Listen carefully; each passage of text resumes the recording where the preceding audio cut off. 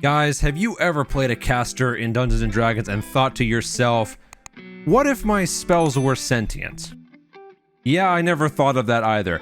But regardless, today we have received a complimentary copy of a new DM's Guild supplement called My Pet Fireball.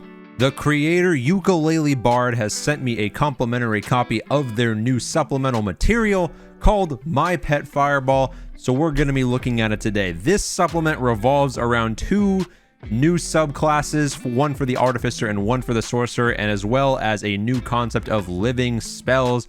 They are listed here. We're going to just run through this and give my overall thoughts and review. So without any further delay, let's get started right away with the new Artificer specialization, the Spell Shepherd. Starting at 3rd level, you have your spell list that is granted to you. Absorb Elements, Magic Missile, Warding Wind, Melf's Acid Arrow, Fireball, Counterspell, Control Water, Wall of Fire, Cone of Cold, and Flame Strike.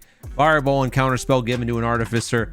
Pretty good already. You don't even need the rest of the class for this. But also, at 3rd level, you've met a living spell who enjoys being around you and considers you to be a friend. It is friendly to you and your companions, and it obeys your commands. And the statistics are right here. In combat, the living spell shares your initiative but takes its turn immediately after yours. It can move and use its reaction on its own, but only takes the dodge action unless you use your bonus action to tell it what to do. If an evocation spell of 1st level or higher is cast within 30 feet of it, it regains 1d8 hit points per spell slot level. If it has died, you can expend a spell slot of 1st level or higher to immediately revive it. The living spell returns to life after 1 minute with all of its hit points, 1 minute after the casting of your spell. Make the following changes to the living spell pet. Choose a damage dealing evocation spell you have prepared that deals damage based on your living spell pet off of, and make the following changes to the spell pet stat block. You can change what the spell is based on during a long rest. So this is the baseline template right here for your living spell pet. To start, AC 14 with hit points equal to your intelligence modifier plus 4 times your artificer level. It has the number of hit dice d8s equal to your artificer level. It's going to get pretty meaty towards the end game. It has 25 feet of movement speed and it can hover at 25 feet. The stats are pretty standard with a pretty low intelligence and wisdom. Decent saving throws, cannot be blinded, charmed, deafened, exhaustion, frightened, grappled, poisoned, or prone, with a dark vision of 60 feet and a passive perception of 8, and understands the languages that you speak. It also has Might of the Master. The following numbers increase by 1, your proficiency bonus increases by 1. The pets and saving throw. Wait, I believe this should probably just say the pets saving throw bonuses. I don't know if the and is there. The pets saving throw bonuses and bonuses to hit and damage of its magical strike. Yeah, that's probably just a small typo in there. Additionally, when the pet casts a spell that requires an attack roll or saving throw, you can use your spell attack bonus or spell save DC instead of your pets. That's pretty good. Amorphous. The pet can squeeze through space as narrow as 1 inch without squeezing, and it has magic resistance. Now, for the purposes of brevity, looking down this list, they are all going to have these 2 features, so we are just going to ignore these, the magic resistance and the amorphous effect. For its actions, it has magical strike, plus 4 to hit, reach 5 feet, 1 hit, 1d8 plus 2. For spell mimicry, the pet creates 3 glowing darts of magical force. Basically, once per day, your pet can cast magic missile, this is the magic missile variant of this pet.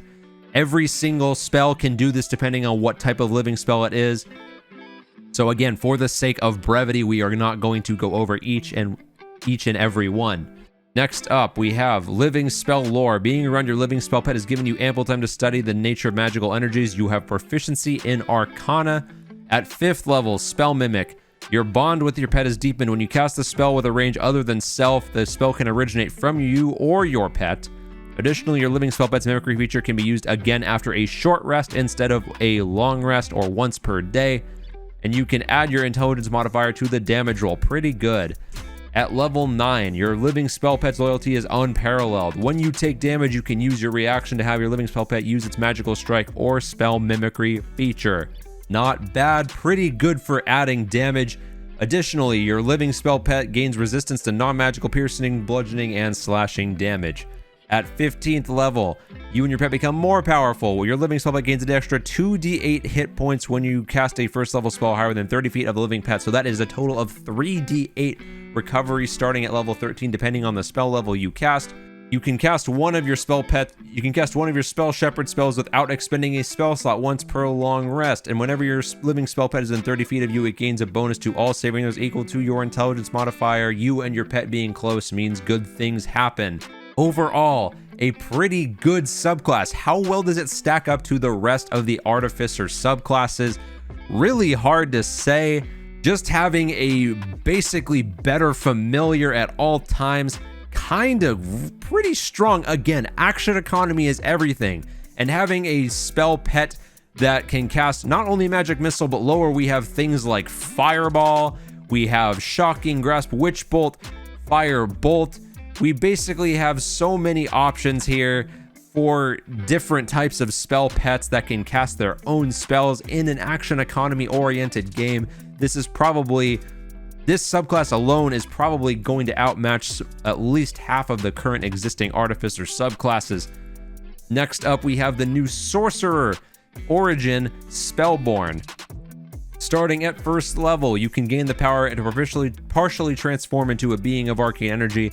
As an action, you gain temporary hit points equal to your 1d6 plus that should be equal to 1d6 plus your sorcerer level. As long as you have these temporary hit points, you have advantage on, and another typo here, you have advantage on Constitution saving throws to maintain concentration on a spell.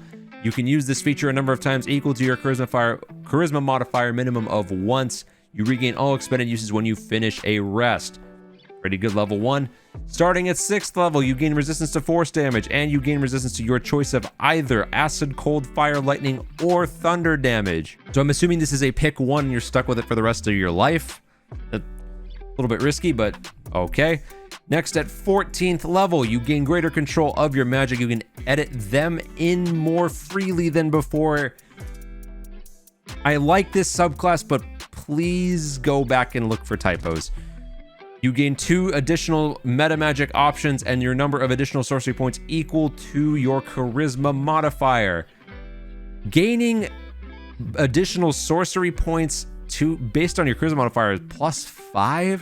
That's pretty good. At 14th level, you're already getting like plus probably 3 or 4 right off the bat, plus the additional 2 meta magic. This is just pretty nice.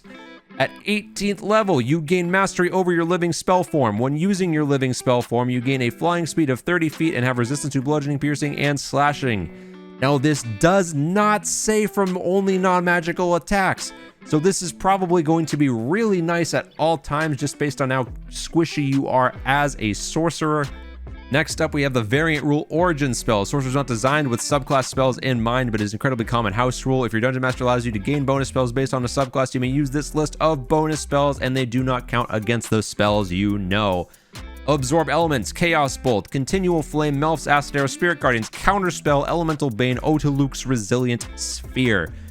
So, these are pretty nice. They're not too ridiculous. I don't see why you wouldn't allow a sorcerer to have these, but again, up to your DM and your table.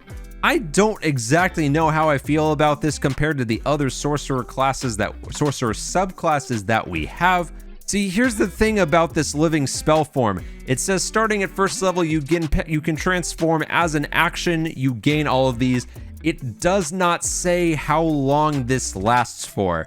That's a pretty important point, because why would I not just always be in this form? I feel like that there needs to be a little bit of balancing here. Maybe it lasts a minute, maybe it lasts an hour, maybe it lasts 10 minutes. There needs to be some level of balance here. But again, if you can rework this, maybe fix a little bit of the wording and the typos in here, I think this could be a very neat homebrew subclass for anybody to run in their games. Next up, we have living spell encounters. In Chapter 6 of Eberron Rising of the Last War, there are guidelines on how to customize your own living spells. Here are some living spells based on those guidelines, some with additional abilities based on the corresponding spell. So, these, like I said, there are just variants of the living spell pet that we saw up above, so we're going to go over what each of these are and what makes them set apart from the rest. So first off, we have Acid Splash. It's a cantrip. All of the stats are the same. The hit points and the armor class are basically the same. Firebolt, Living Shocking Grasp, Living Witch Bolt, Fairy Fire, Magic Missile, Living Fireball, and Control Water. So some of the stars of this show automatically show themselves out here. This one is already basically the same thing. Living Magic Missile is the one that we had earlier up above. So if we are going to be honest with ourselves, a once per encounter extra fireball right after your turn. Pretty good. So overall, I think that these two subclasses are very flavorful. I think that this is some solid homebrew. However, you do need to go through this and check for typos. I did see somewhere that you did say you were going to update this on a monthly basis, I believe, right here. But this is my living spells document as a life of its own and will be periodically updated with new living spells, at least 5 per month with new artwork. So you are clearly going to be revising this and adding, so just clean up some of the wording and the typos in this supplement, as well as do a little bit of balancing as your sorceress living spell form. The whole thing that brings this class together does not currently have a limit attached to it, so that probably needs to be balanced. But other than that, good job. You made some solid homebrew ukulele bard. Again, thank you so much for sending me this supplement, guys. If you enjoyed this video and this review, be sure to leave a like. And if you got something on the DMs Guild that you want me to take a look at and review for you, just hit me up. I got quite a lot of places where you can send business inquiries. So with that, guys, as usual, have fun, stay safe, and until next time, happy gaming.